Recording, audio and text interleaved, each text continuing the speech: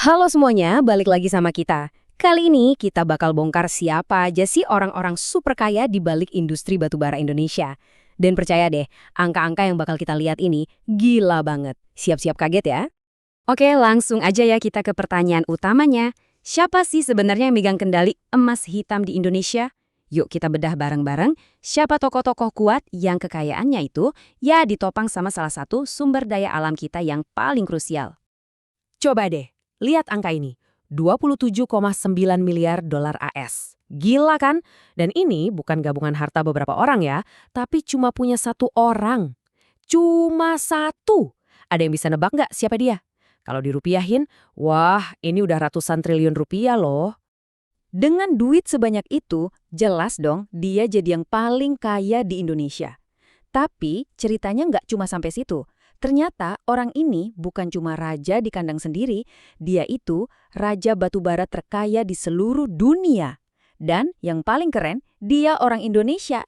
Dan ini dia orangnya, Dato' Louw Tuk Wong. Buat kalian yang ngikutin dunia bisnis, namanya pasti udah nggak asing lagi lah ya. Yip, dialah sosok di balik kekayaan super fantastis yang barusan kita lihat. Nah, dari mana datangnya semua kekayaan itu?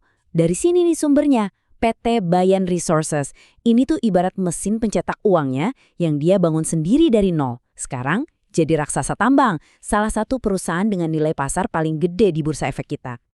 Biar kebayang segila apa peningkatannya, coba kita lihat data dari Forbes ini.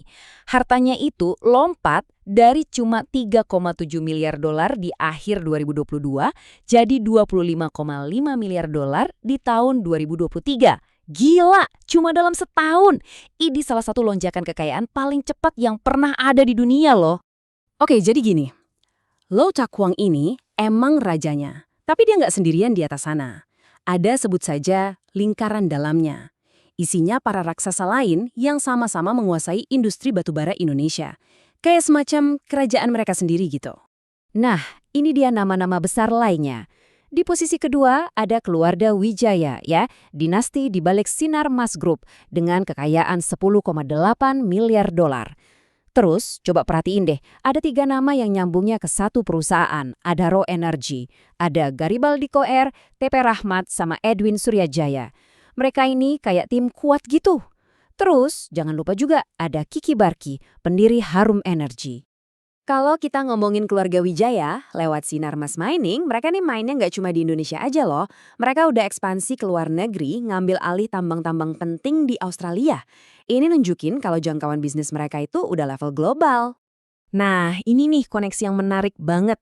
3 nama yang tadi kita sebut, Garibaldi Thohir, Edwin Suryajaya, sama Tipi Rahmat, semuanya itu kumpul di bawah satu atap raksasa, yaitu Adaro Energy. Ini nunjukin betapa eratnya jaringan para elit di industri ini.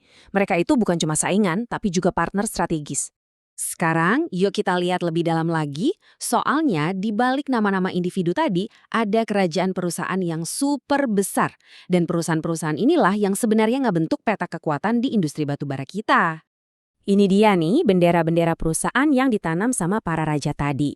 Tiap nama ini mewakili porsi yang gede banget dari total produksi dan ekspor batubara Indonesia.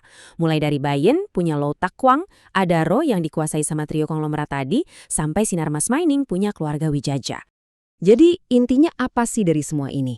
Ya, intinya adalah ternyata kekayaan dan kekuatan di industri ini tuh terpusat banget.